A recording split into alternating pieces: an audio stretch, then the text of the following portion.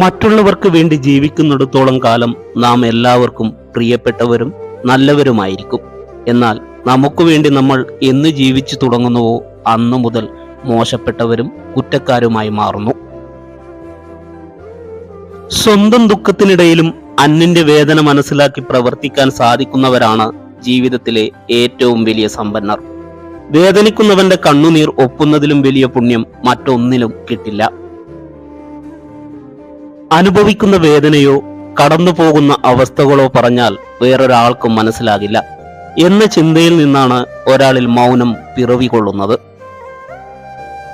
ഒറ്റയ്ക്കാവുക എന്നാൽ കരുത്തരാകുക എന്നുകൂടിയാണ്.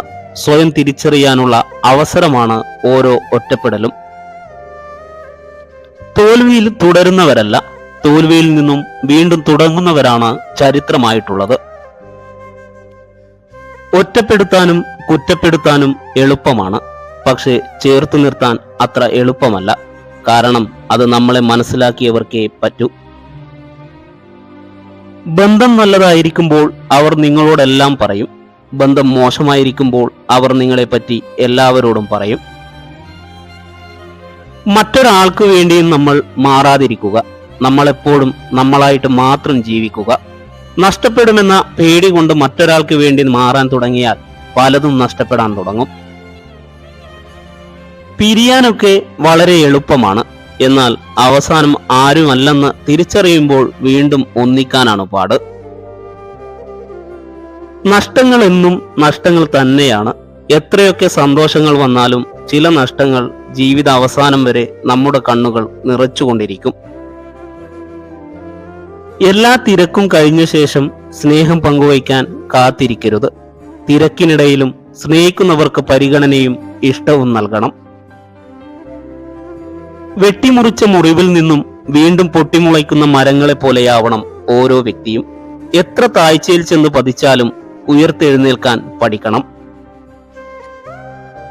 ദേഷ്യത്തിൽ സംസാരിക്കുന്നവർക്ക് അതിലും മനോഹരമായി സ്നേഹിക്കുവാനുള്ള ഹൃദയമുണ്ട്. പുറമേ ചിരിച്ചുകൊണ്ട് നല്ല വാക്കുകൾ മൊഴിയുന്നവർക്ക് അതിലും മനോഹരമായി വഞ്ചിക്കാനുള്ള മനസ്സുമുണ്ട്. നേടാൻ ഒരുപാടുള്ളപ്പോൾ നിങ്ങളെക്കുറിച്ചോർത്ത് വിഷമിക്കരുത്. ഇനി എന്ത് എന്ന ചോദ്യത്തെക്കാൾ ഇനിയും സാധിക്കുമെന്ന പ്രതീക്ഷയിലേക്ക് മനസ്സ് വളരട്ടെ. നിങ്ങളുടെ ജീവിതം മാറ്റിമറിക്കാൻ കഴിയുന്ന ആ വ്യക്തിയെയാണ് നിങ്ങൾ തിരയുന്നതെങ്കിൽ കണ്ണാടിയിൽ നോക്കുക. ഉറങ്ങുന്നതിന് മുമ്പ് നിങ്ങളുടെ മനസ്സിലേക്ക് വരുന്ന വ്യക്തിയാണ് നിങ്ങളുടെ ദുഃഖത്തിന്റെ അല്ലെങ്കിൽ സന്തോഷത്തിന്റെ കാരണം. ഉയരത്തിലെത്തി നിൽക്കുമ്പോഴും താഴ്ചയിലുള്ളവനെ കൈപിടിച്ചുയർത്താൻ കഴിയുമ്പോഴാണ് നിങ്ങളിലെ മനുഷ്യത്വം ജയിച്ചു തുടങ്ങുന്നത്. ചിലത് പഠിക്കാനും ചിലത് ഉൾക്കൊള്ളാനും ചിലത് തിരിച്ചറിയാനും ചില നഷ്ടപ്പെടലുകൾ നല്ലതാണ്. എന്തു വന്നാലും വരുന്നിടത്ത് വെച്ച് കാണാമെന്ന ചിന്ത മാത്രം മതി മുന്നോട്ട് ജീവിക്കാൻ. ഒരാളുടെ വിജയത്തിന് മധുരം നിശ്ചയിക്കുന്നത് അയാളുടെ പരാജയങ്ങളാണ്.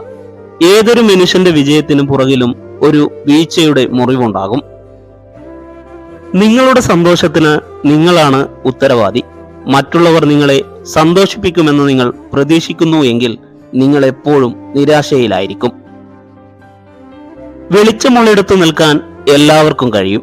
നിൽക്കുന്നിടത്ത് വെളിച്ചം പകരാൻ ഉള്ളിൽ ജാലയുള്ളവനെ മാത്രമേ സാധിക്കൂ.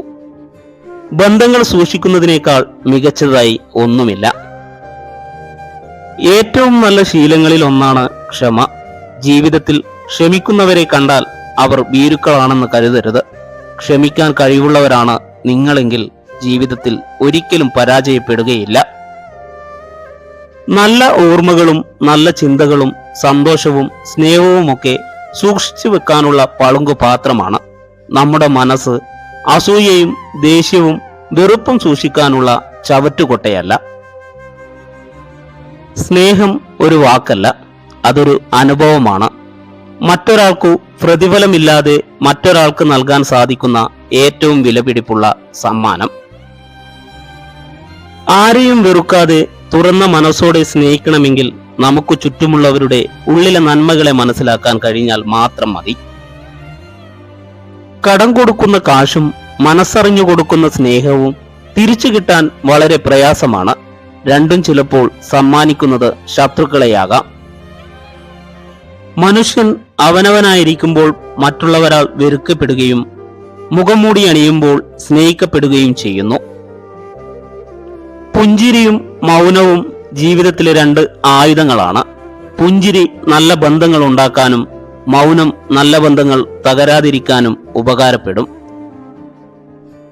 ആരെയും ബോധ്യപ്പെടുത്താൻ ഒന്നും ചെയ്യരുത്. കാരണം അവരെന്നും ജീവിത അവസാനം വരെ ഉണ്ടാകണമെന്നില്ല. നമുക്ക് ശരിയെന്ന് തോന്നുന്നത് ചെയ്യണം. മറ്റു പലർക്കും അത് തെറ്റായി തോന്നിയേക്കാം. എന്നാൽ അത് നമ്മുടെ കുറ്റമല്ല.